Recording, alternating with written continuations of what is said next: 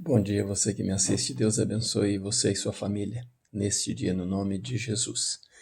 Vamos ler a Bíblia, né? Em Êxodo capítulo 1, versículo 8, e depois vamos ler o capítulo 2, versículo 10. O capítulo 1, no versículo 8, diz assim: Entre mentes se levantou um novo rei sobre o Egito, que não conhecera a José. Né? E vamos no capítulo 2, no versículo 10, diz assim: Sendo o menino já grande, ela o trouxe à filha de Faraó, a qual o adotou. Ela lhe pôs o nome de Moisés e disse: Das águas o tirei. Né? Nós lemos isso em Êxodo porque nós estamos tratando do nascimento de Moisés no que lemos. Mas queremos traçar um relato sobre a história, e o título dessa mensagem hoje é O Jeito de Deus Agir, né? O jeito de Deus agir. Em Gênesis capítulo 15, Deus faz uma aliança com Abraão, e nós já falamos dessa aliança, né, que Deus fez a Abraão, prometendo a Abraão que dele nasceria um descendente e que a sua geração seria muito grande. Deus então manda que ele mostre para as estrelas do céu e faz esta aliança com ele, essa promessa de que seria, né, muito grande a sua descendência, né? Mas também Deus diz a Abraão: olha, essa descendência sua, grande, será escrava no Egito por 400 anos. Serão escravos por 400 anos, né? E então a história segue, né? Vem então os descendentes de Abraão, né? E nós vamos falar de Jacó, e Jacó teve seus filhos, né? Jacó era um patriarca. E então no capítulo 37, né, um dos filhos deste Jacó, o sonhador, né, José, o sonhador, ele é lançado numa cisterna por seus irmãos, uma cisterna vazia, por ódio, né, por raiva, porque José ficava falando para ele uns sonhos que Deus dava a ele, e eles não queriam saber desse sonho. Né? Depois disso, de ser lançado na cisterna, eles queriam a morte do irmão, mas não tinham coragem de fazê-lo. Então, eles veem um grupo de midianitas passando por ali e resolvem tirar o irmão da cisterna e vendê-lo para os midianitas. Então, eles desfariam dele, né, de José.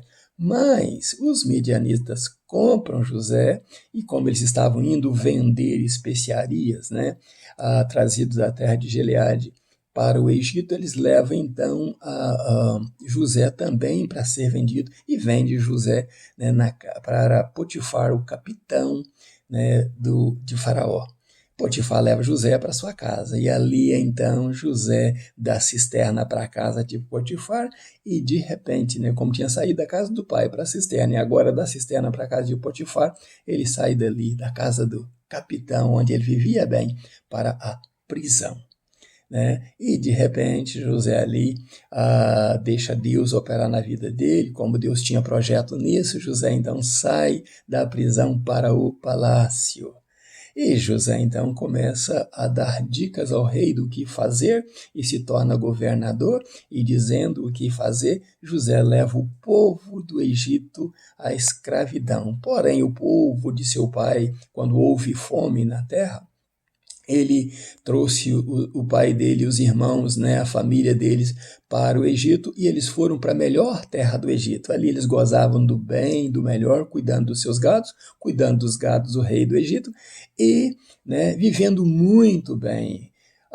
De repente há uma fome no Egito, então José leva esse povo a ser escravo do rei, trocando as suas propriedades, né, em troca de comida, e depois, mais tarde, até suas próprias vidas, né, em troca de comida, para não morrerem de fome. E esse povo então se torna escravo do rei, produzindo a terra e dando 20%, né, entregando 20% do que produzia para o rei. O celeiro do rei estava sempre cheio.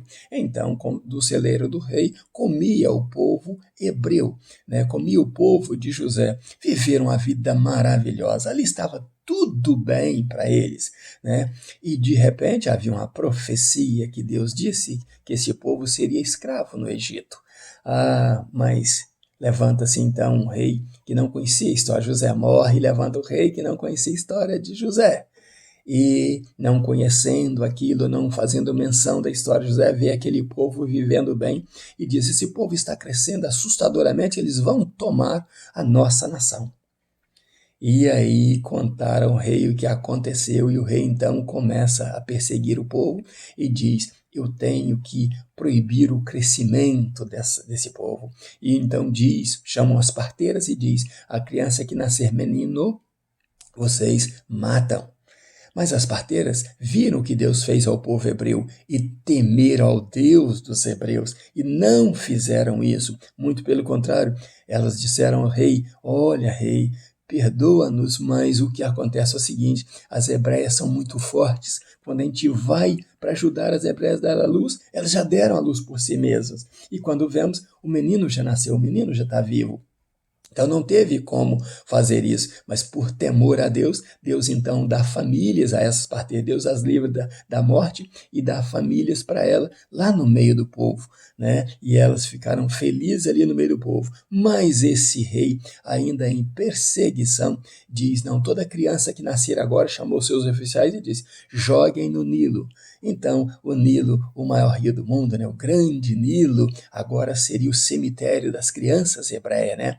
O túmulo das crianças hebreias, o algoz das crianças hebreias, e matariam todas as crianças que nascessem menino. Mas, de repente, a mãe de Moisés, depois de guardá-lo por 3 meses, coloca-o num cesto, coloca lá no leito, né, do Nilo, e este rio vai andando e a irmãzinha dele tomando conta. De repente, a filha de Faraó é levada a banhar-se no rio. E ali, então, ela percebe algo diferente, manda apanhar aquele cesto, porque a criança estava chorando. E ela se agrada da criança. Aí aparece a irmãzinha de Moisés e diz: você não quer que eu arrume uma ama de leite para ele, das egípcias? E ela percebendo que o menino, das hebreias, e ela percebendo que o menino era hebreu, disse: pode fazer isso. E a menina vai e chama a própria mãe e diz: cuida do teu filho, né? Cuida do meu irmãozinho. E ela cuidou até ele crescer. E então, quando ele cresce, ela leva ele então para a filha de Faraó, o entrega, e a filha de Faraó dá o nome a ele de Moisés, que quer dizer: eu o tirei das águas. Bom, por que nós colocamos o jeito de Deus agir? Porque as nossas vidas também são assim, a nossa história é assim, nós passamos de um percurso para outro, nós às vezes não entendemos o que Deus está fazendo, não compreendemos o que Deus está fazendo, às vezes estamos bem alegres, bem felizes e de repente o mundo desaba, as coisas, né, tomam rumos diferentes, a gente começa então a desentender o que está acontecendo, aí começamos até a questionar Deus: por que isso, por que aquilo? Mas as promessas de Deus se cumprem em nós. O mesmo Deus que prometeu que esse povo seria mais tarde escravo no Egito, ele também prometeu tirá-los do Egito com mão forte, com mão poderosa. E tudo que Faraó fez, ele pagou caro mais tarde. As vidas que ele mandou tirar, ele pagou caro com a vida do seu próprio filho e dos primogênitos do Egito. Então Deus sabe o que está fazendo.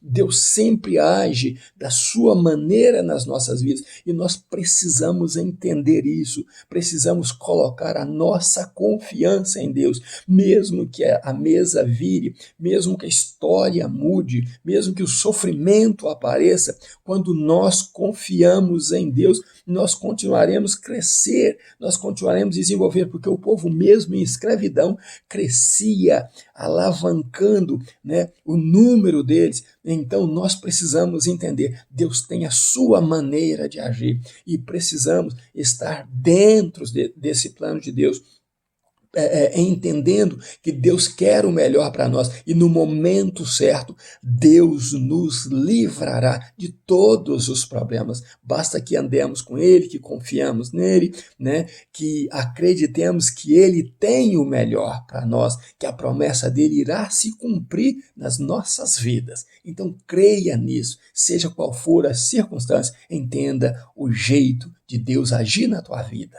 Deus está com você, está comigo, Ele não nos desampara. Ainda nos meus pijamas, buscando a Deus. Pastor Riva Martins, Deus te abençoe no nome de Jesus. Abraço meu.